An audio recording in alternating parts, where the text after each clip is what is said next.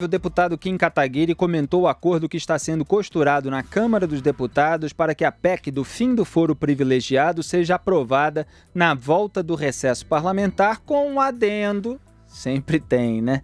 Sempre tem um mais aí, que impede a prisão de políticos em primeira instância. A gente comentou isso ontem aqui em Os Pingos nos Is. Ao antagonista, o Kim Kataguiri disse o seguinte: é uma tentativa de criar o meio foro. Tende a acabar de vez com o foro privilegiado e o tratamento precisa ser igual para deputados, juízes e promotores, incluindo as medidas cautelares.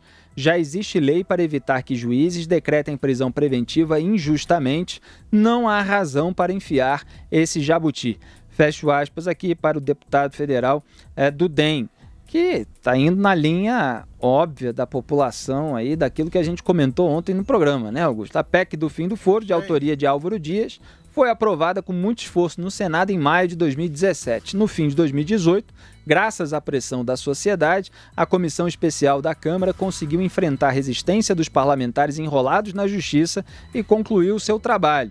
Durante o ano de 2019, Rodrigo Maia empurrou o assunto com a barriga, até que em agosto o presidente da Câmara decidiu designar o deputado Luiz Flávio Gomes para enfiar o jabuti no texto que saiu do Senado e, mais uma vez, desvirtuar uma pauta importante para o país. Sempre parece ter um dedinho de Rodrigo Maia, o Botafogo, da planilha da Odebrecht, nesses jabutis pró-impunidade, em projetos que são originalmente bons, bem-vindos, desejados pela população de bem do Brasil, que está cansada de ser roubada. Então eles querem criar uma blindagem corporativista, específica mesmo para a categoria política. Quer dizer, um privilégio para os políticos. Políticos não podem ser presos em primeira instância. Você pode, você, pagador de imposto, que acaba remunerando, no fim das contas, os políticos, você pode ser preso, mas eles não.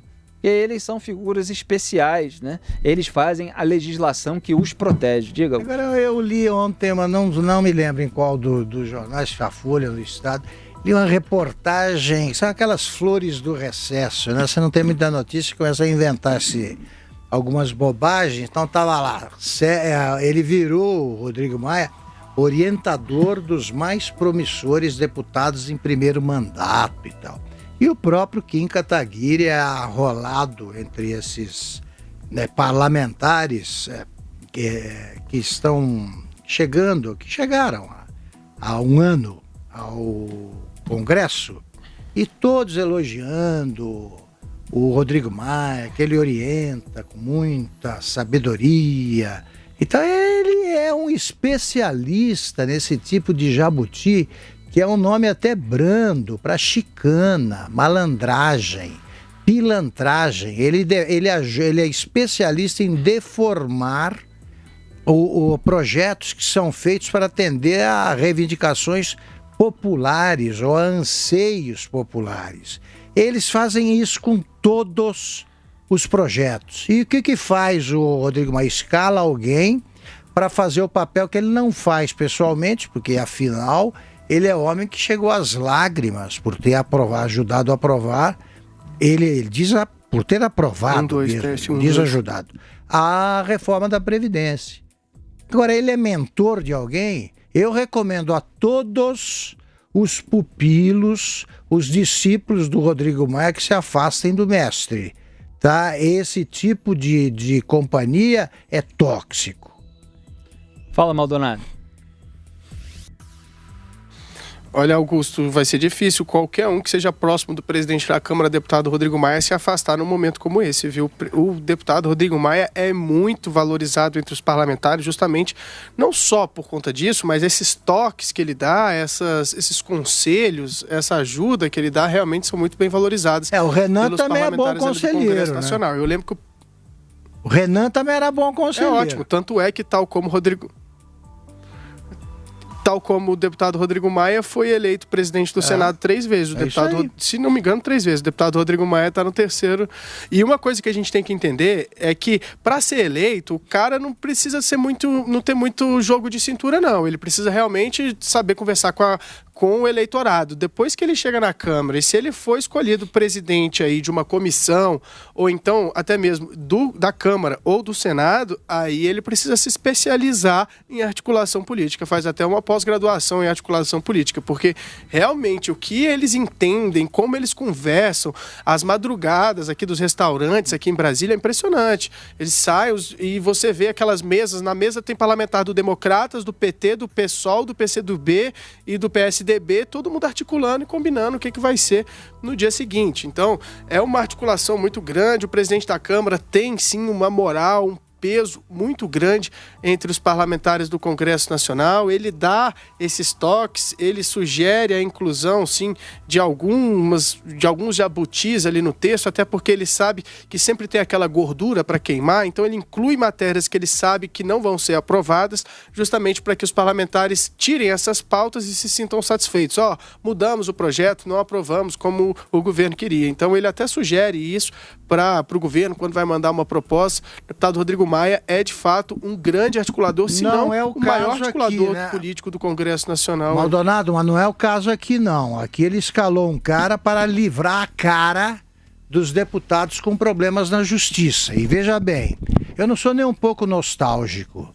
E eu jamais uso a expressão no meu tempo, há tantos anos, isso é tudo bobagem. Eu sou contemporâneo do tempo do mundo ao redor, eu acompanho as coisas. Agora, veja só, o convívio entre parlamentares de partidos diferentes sempre existiu, e entre parlamentares de alto nível. Vou te dar um exemplo. Tem um livro recente, uma biografia recente do Gustavo Capanema, que mostra o seguinte: quando ele era no auge da crise, de 54, ele era líder do governo Getúlio, e o líder da oposição era o Afonso Arinos. Eles jantavam praticamente todo dia, depois de trocarem farpas, né, e argumentos aí, o tempo todo na sessão. Só que eram homens de bem. Nenhum deles sugeria ao outro que fizesse uma malandragem. Como vivia dizendo Tancredo Neves, você deve fazer acordo em torno de princípios, não em torno de jogadas assim, você me dá isso, eu te dou aquilo. Porque isso se chama barganha promíscua, e é o que vive fazendo o Rodrigo Maia. Muito bem, a gente pode passar para a pauta número 10. Fala, Maldonado. Eu acredito, só para encerrar esse assunto, que é muito difícil o Congresso Nacional aprovar até mesmo esse meio foro privilegiado aí, porque eles não fazem nada que tira deles mesmos, eles não perdem aí, não tiram, abrem mão dos próprios benefícios, e esse é de fato um benefício muito grande que impede que eles vão para a cadeia, né? Então, assim, é algo que é muito caro para os parlamentares do Congresso Nacional. Então, eu acho que naquela história de, não, a prioridade vai ser aqui a reforma tributária, a prioridade vai ser o novo licenciamento ambiental, o novo marco do saneamento básico, vão colocando, incluindo prioridades na área econômica, que muitas vezes tem um efeito prático na vida do cidadão. O cidadão fala, realmente, aprove isso aí que é mais importante para mim do que você ficar sem um foro privilegiado. E aí a gente lembra que o foro privilegiado estimula a corrupção, e a corrupção gera toda aquela cadeia que acaba caindo aí no colo do cidadão, que fica sem o acesso a serviços básicos que o Estado devia fornecer.